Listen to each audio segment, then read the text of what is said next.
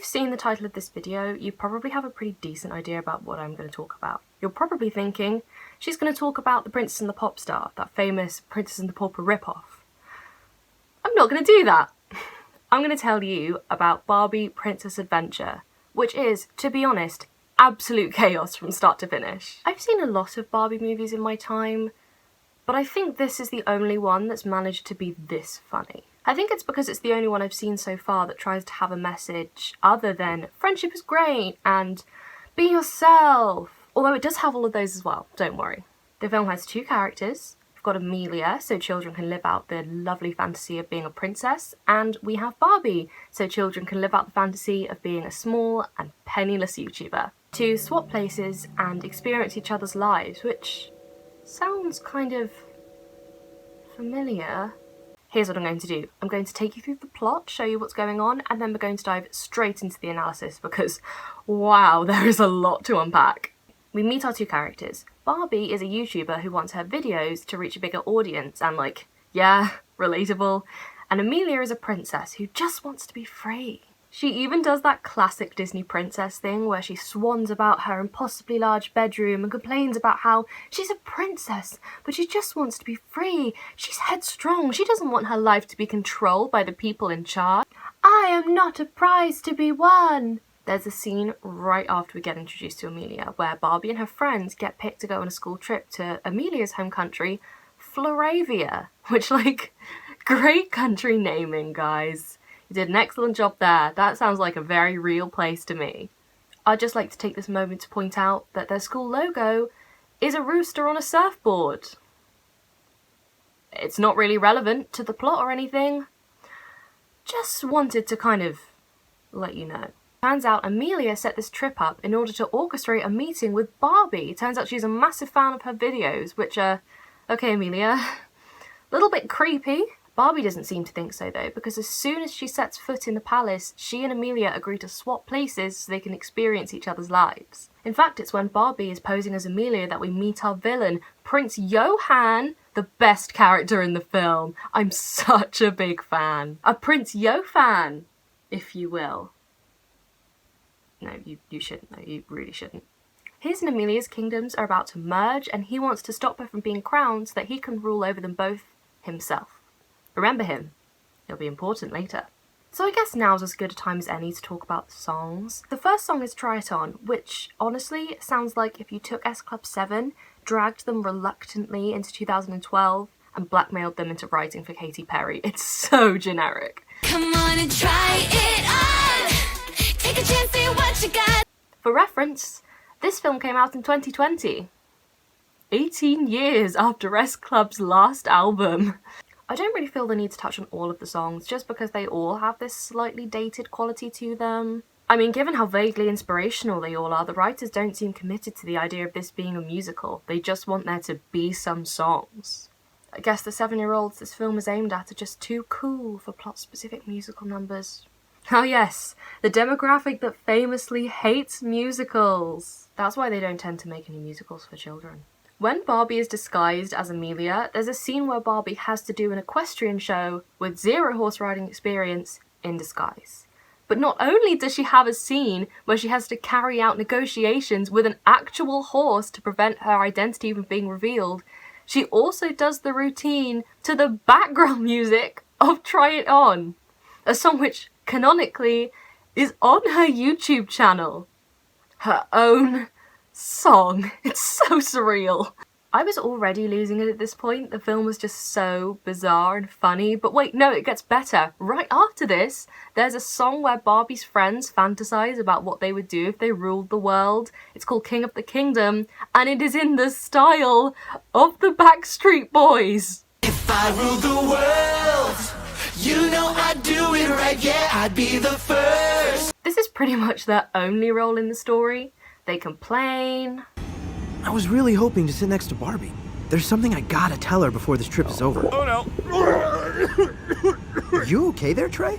This is nothing. After we take off, that's when the motion sickness really kicks in. They complain some more. A royal horse show? Seriously? It's supposed to be cool. And then they complain in the style of a 90s boy band. king of the kingdom, dumb, dumb, dumb. But wait, that's not all, because only a few minutes after this, we get a scene where Barbie rehearses for Amelia's coronation, and after she's gone, Johan does an evil reprise of the Backstreet Boys song. When I rule the world, there'll be a different dance. You absolutely cannot make this stuff up, it's so funny. Throughout this whole film, I was getting progressively more delirious with pure confused delight. I was loving it. It honestly doesn't take him long to enact his plan because he kidnaps Amelia while she's out experiencing life in town. Amelia's pet Snowy finds Barbie to get help, but honestly, Snowy may as well not have bothered because Johan reveals he knew they switched places and kidnaps Barbie as well. There's this whole contrivance where the night she meets Johan, Barbie goes out and accidentally leaves on her necklace while she's pretending to be Amelia. And Johan notices this, and that's how he knows that they've swapped places. How did you find out? Aside from the fact that I know everything there is to know about Her Highness, there was this. Prince and Princess caught dancing with Bigfoot? What? Not that. My necklace. It's okay that they got kidnapped though, because pretty soon after, with the help of Barbie's friends, they escape on a speedboat. There's a point where they get caught by some guards, one of which yells, "What do you think you're doing?" To which Barbie replies, "Escaping." Hey! What do you think you're doing? Escaping! What an epic comeback, as the kids say. Just in time, Barbie and Amelia arrive at the coronation, they deliver a quick inspirational speech that explains absolutely nothing, and Johan is arrested. Bish bash bosh, generic pop music dance party ending, the film is done. Great job to everyone involved. So here's the thing about Barbie Princess Adventure. It's absolutely desperate to say something about social media, but it never comes down to anything more specific than social media is like so bad sometimes. What are we gonna do? Social media, it's just so bad. Amelia doesn't like that her social media account is heavily curated by other people to make it seem as though she's perfect for royal propaganda reasons. She says to Barbie that she feels uncomfortable with the fact that her pictures don't represent who she really is and worries that her people love a fake version of her. To which Barbie replies, "Oh, I just assumed that was your real life." Barbie also has this problem because her new manager, Rose, I don't think I mentioned this earlier, there's a whole plot line where Barbie gets a new manager who wants to take her channel in a different direction, and then the direction is horrible. I'm going to go more into that later on. They even sing multiple songs about how fake their social media accounts are. It all sounds like they're setting us up for a "you can't believe everything you see on social media" kind of message, but then the only solution they offer is just run your own account so you can be yourself, which maybe I'm wrong in thinking this, but do most people not already run their own account and still have problems with being themselves? Thanks for the advice, Barbie, but this is very unhelpful to me. Plus, for Barbie, social media is an outlet for her to be herself and do fun creative projects, which is a good thing. She was already being herself. There's a moment where Barbie is disguised as Amelia and going to meet her subjects, and a little girl asks for a selfie, and Barbie's like, "Oh, little girl, you can't live your life through a screen. Life is what happens when the cameras are off." She takes the child on a tour of the palace, which, like, yeah, that's very special, and I'm sure the child will cherish that moment forever. But you can't do that with everyone who asks you for a picture. What, you're gonna take everyone in your kingdom on a tour of the palace, which is not only a historical landmark, but also your house? What will you do when you're a YouTube star and people spot you when you're out and about? Will you buy them all ice creams and have a heart-to-heart about how inspirational you are? But then at the end, Amelia starts a royal vlog channel so she can interact with her people, and she posts the song at the end online. And it gets 1 million views! Hooray for Amelia! So living your life on camera isn't bad? You can't have a whole song about how using social media means you aren't living your life to the fullest, but then have social media be what allows the main character to live their life to the fullest. Besides, Barbie's problem isn't that she's addicted or deceived by social media at all, it's that she doesn't have the experience or knowledge necessary of her industry to know when she's being taken advantage of. The attempt the film makes to explore social media is so jumbled and incoherent, and don't come into my comments like, "Oh, it's just a Barbie film, it's not that deep," because the film was the one who decided to have a theme. Once you decide to have your film be about something as nuanced as this, you open it up to critical analysis that this film just isn't equipped to deal with. It desperately wants to make comments about the modern world, but it doesn't know what it actually wants to say beyond the fact that things are bad.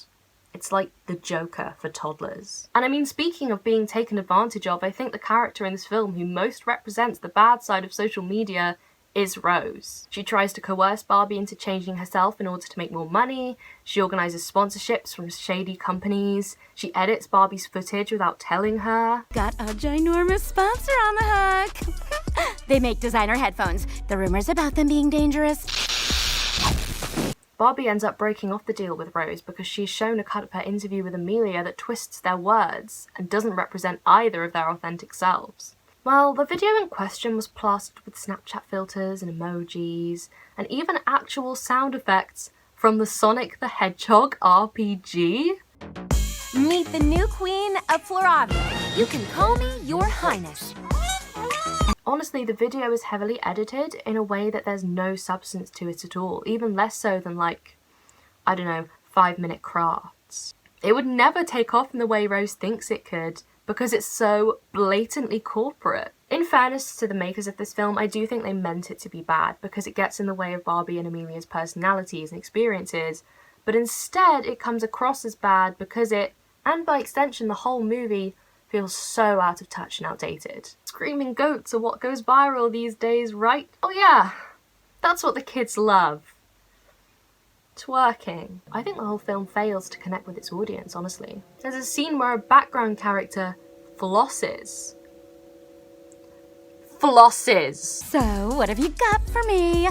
Millions of new subscribers are just waiting to come on board. Barbie says OMG when she realizes that she and Amelia look alike, which I genuinely haven't heard anyone say out loud for yonks. It feels like they just guessed what children these days are into based on what's been prominent on the internet in the last decade, which is unwise because what's popular on the internet changes so frequently. I can't even use the "is this a butterfly" meme format without someone thinking I'm cringe. It's not to say children won't enjoy this, I'm sure many of them will, but I can't see this being anyone's favourite. It's already dated and it just came out. It was dated before it came out, honestly. That's the issue with putting internet memes and trends in your films. It makes them age like your homophobic grandpa's opinions on civil rights. It's like watching those parents on The Circle who pretend to be their children. It's just awkward. Plus, it's desperate to recapture the appeal of The Princess and the Pauper, but utterly lacks the charm and coherence that film has. I mean, I watched that film for the first time fairly recently and I thought it was pretty solid. The castle in this is extremely ugly. It looks more like a really fancy hotel rather than an old building with a rich history, and Barbie and Amelia's dresses in the end are barely distinguishable from the costumes they wear in the rest of the film. Barbie straight up goes to Amelia's coronation wearing the exact same thing she wore to Johann's yacht party. They look like they were styled by Disney Channel in 2012. The film is so preoccupied trying to appeal to its target audience and updating the Barbie formula that it forgets what made Barbie movies so appealing in the first place. Apart from like nostalgia, but you know what I mean. All this film leaves me with is questions. If they wanted to have a theme other than friendship and being yourself, why didn't they put some thought into it and do some actual research? It's pretty clear that nobody who wrote this actually uses social media. Or if they do, they're not, you know, in with the trends. They're not down with the kids. They're not hip to the social media jive. How can such a long-standing franchise show such a lack of understanding and interest in its previous installments? And why doesn't anyone in this kind of film ever question whether they're related?